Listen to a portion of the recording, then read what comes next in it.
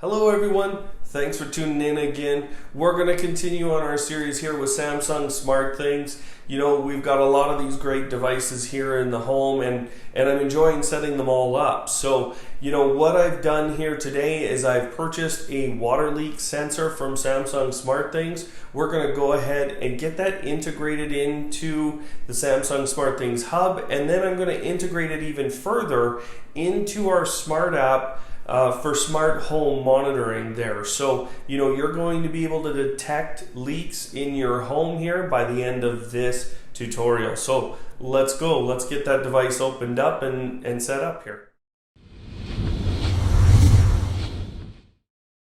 Okay, well, let's get into the water leak sensor here from Samsung SmartThings.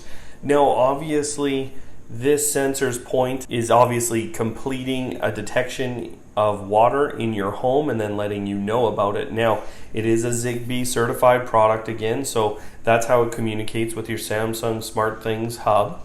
Within the box is really simple. You know, this is kind of as per usual, or what we expect with Samsung. You get the quick start guide and then you get the device itself, and there's really nothing else in the box. Now, on the back of the sensor, you can actually see the two probes there. So they're very short. That's a set of conduction contacts on the back there. So the point of that is, if there's water between those two sensors, then that will actually trigger the sensor. You can see there is a battery in there, and as soon as you pull that tab out, you could see the device activated. That's really all you need to do to get it started here physically.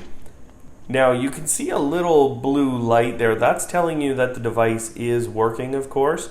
So now let's go ahead into the Samsung SmartThings app. This is going to be a relatively quick setup. It's not a difficult thing. And what we're going to do is we're going to add a thing here inside the My Home section. You're going to see a few devices, but we're dealing with the water leak sensor. Now, I'm not going to actually rename that one, but you can see I'm renaming my arrival sensor. So you could do that with both of your devices, but today I'm not going to bother with the water leak sensor. So I've just gone ahead, tapped done, and now my water leak sensor is there. So just tapping into that, you can see, as per usual, this has a temperature sensor, a battery level, and then you can actually see what the state of the water leak sensor is.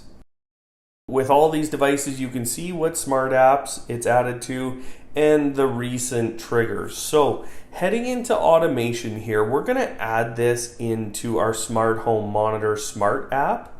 So that's something I've already set up here in a previous video, and if you don't have that already set up, I'm going to stick that video top right here. Just open that one up, watch that video, get your smart home monitor working for you, and then come back to this video and I'll show you how to add this into that smart home monitor system. So, you know, what we're going to do here is within the smart app section of the application, I'm going to just head in here to add a smart app and go to the SmartThings recommends here. And then I'm going to scroll down to the smart home monitor and leak.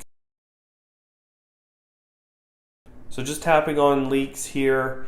Now what I'm going to do is I'm going to add in, for leaks, I want to add in my phone number just to make sure I get those notifications. And I'm just using every moisture sensor. Now, you could actually pick the moisture sensors if you unclicked that option here in the application. But for now, I'm just going to use every moisture sensor. I think in general, for moisture sensors, you're going to want to use every last one of them in your home. So there you go.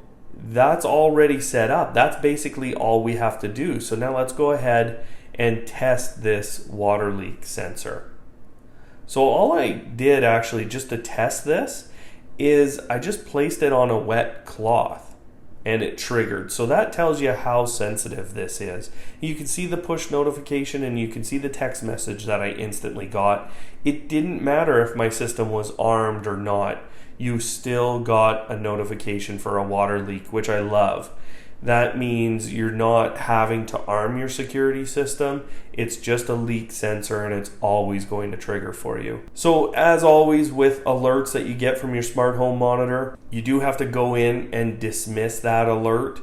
before you can kind of re-see the system here. Now, obviously, there's other smart apps we could add here. We could do more with this. We could trigger on sump pumps, which I'm going to do in a future video. But for now, you have your leak sensor set up and working within your smart home monitoring system. All right, well, there you go. We have that water leak sensor here. It's now integrated in our smart home monitoring solution. So it's now something you're going to get notifications on, no matter whether you've armed your security system or not, which I think is great functionality. And of course, you can go ahead, you can trigger lots of different actions off of that here, and I'm going to show you as I continue with these Samsung devices. I'm going to show you how to further extend that as we go in the series here. So thanks again for watching. I hope you click that like button or subscribe, and of course, if you have any questions, go ahead, leave them in the comments below. I'll get to them as soon as I can. Thanks a lot.